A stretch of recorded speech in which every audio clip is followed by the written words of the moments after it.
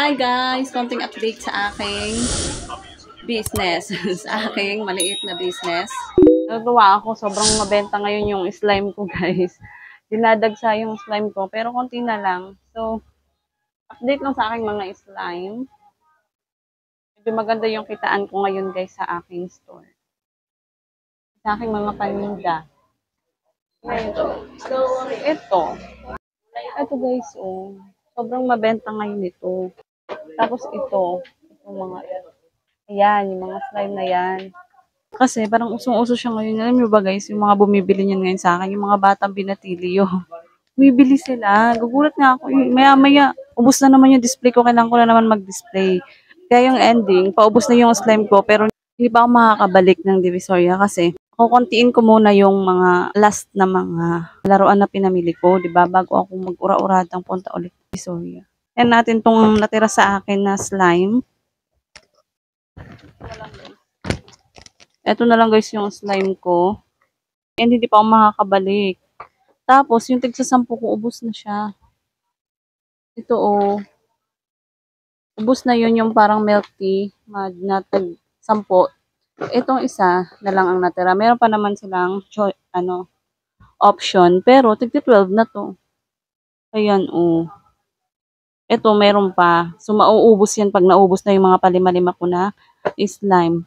Tigta 12 pesos kasi yan, kaya parang medyo nahuhuli siya. Pero nabibili naman siya guys, kahit papano. Pero, ayun nga, uunahin nila syempre yung medyo mas affordable. So, ito, hindi naman na sila lugi nito. Sulit na sila, ang laki nito, 12 pesos. So, yun, pag naubos yan, sana mabawasan na din yung mga sana makabenta pa tayo ng maayos para makabalik tayo ulit sa Divisoria. And dahil nga guys, maganda ang ating kitaan dito sa tindahan and back to school na.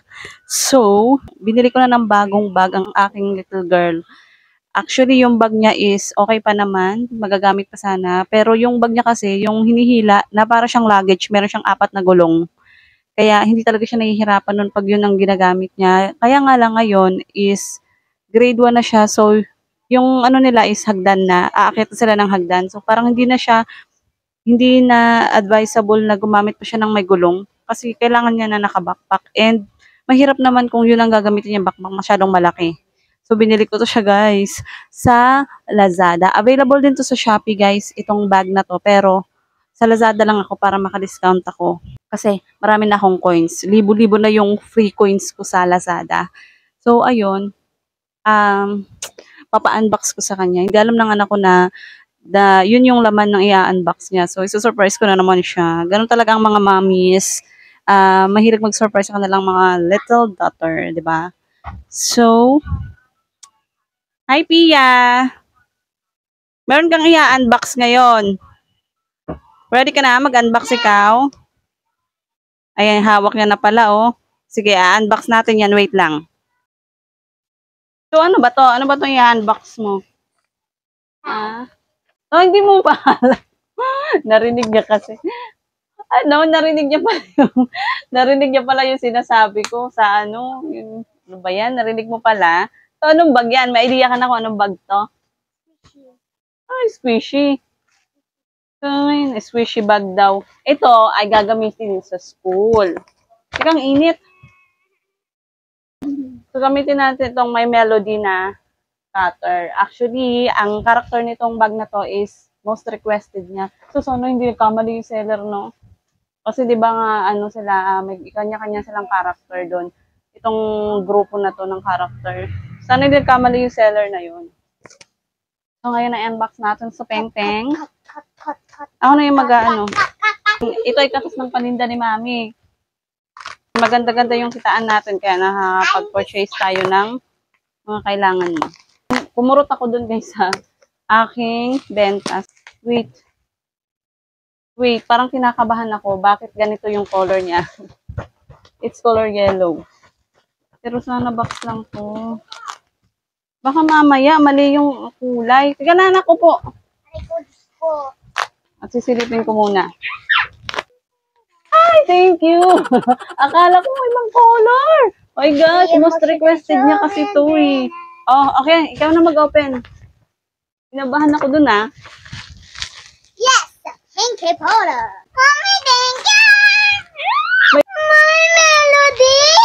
Yes, your favorite character. Wow, ang ganda niya, guys. Ang ganda niya. Oh. Ito kasi nakita ko sa ano, yung si Mariel Rodriguez ata yun na pumunta sa ibang bansa. Tapos, tumingin-tingin siya ng mga bag sa mall para sa isang baby girl niya kasi mag-i-school na daw. Oh, pakita mo yan. Ayun siya guys, so ang ganda nito. Para sa ano, yung lightweight lang, hindi sila mahihirapan. Ang cute na. Ayan, ang ganda. Saan natin? Ma! Happy ikaw? Yes! Everyone said that. Wow, I love your bag. It's so beautiful. I want it too. Buksan. Dandahan. Wow, Bi, ang ganda. Ang bano! Ang bano. Ayan o. Ano siya? Ay, ano siya guys? Waterproof daw to siya. Tapos, ayun, open natin yung zipper. Dandahan, pang magasgas. There's no inside it. Oh. Ano nga lang siya guys? Wala siya ibang mga bulsa. Can I suot? Ganyan lang siya, oh. Kasi gagamit din naman sila ng ano, parang bag na Can I folder. suot? Ay, envelope, bag envelope, parang Can I ganun. suot? Teka lang, wait lang. Excited si Manang. Oh, suot mo.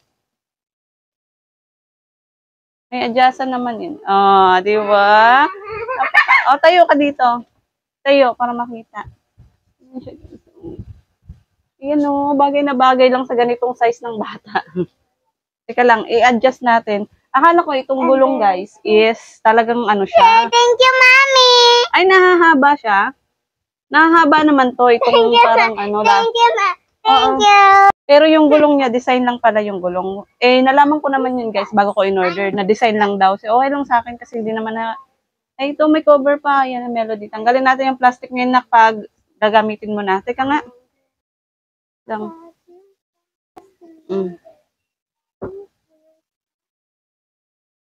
So, ito siya, guys. Ang cute. Yung little girl ko, sobrang happy niya. Sobrang excited na siyang pumunta sa school. Napakaganda nito, guys. Ayan, oh. Napaka-lightweight niya and napaka-handy.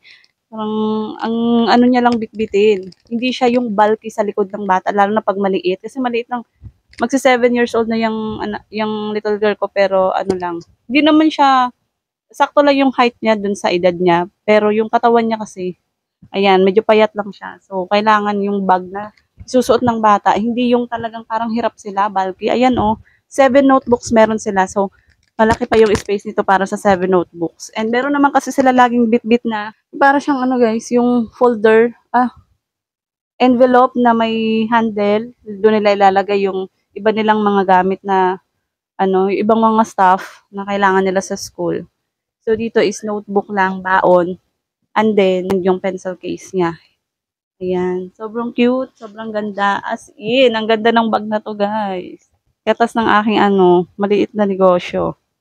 Nakabili ako ng bag. So, ito pala, guys, ay worth, 1,200 plus. Pero dahil nga, naka-discount ako dahil may marami akong coins sa Lazada, nakaipon ako. So, kung binayaran ko lang ito, guys, is 900 plus. Ayun, 992. Ayun. So, binigay ko na yung 1K, hindi ko na inano yung sukli. Ayan, konti na lang naman yung sukli. Kaya, hindi ko na kinuha. So, ayan, binigay ko na doon is 1,000. So, di ba, for 1,000? At saka matagal niya na ito magagamit. Ang buong, niya to, yung buong grade 1 niya is, ito, na to niya. Ito lang yung gagamitin niya. So, ngayon, nakaka-happy. Dahil ang ganda guys ng yung shop niya. Tama yung pinadala nila. Tapos tingnan niyo yung box. Perfect talaga to siya guys. Kasi magba-back to school na yung mga bata.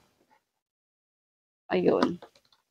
Ganda pa ng box. So, pwede mo tong lagyan ng mga toys mo. 'Di ba? Ng mga toys mo. No. Or, pero huwag mo to sisirain. Ayan. Kasi pag pagpilan tayong maglipat bahay, yung bag mo, may lalagyan tayo. Yung TV with Anjuna. Yung TV. So, Mom, look, Mom, I'm happy. So, happy ikaw? Yes! Sobrang nakaka-happy na. It's so cute. Mommy, I'm so excited to go to school. I love you! More melody supplies, Mama, ha? Yes, kasi mag-order pa tayo ng water bottle mo na Ma'am, Melody, ma'am, ma'am. yung fan.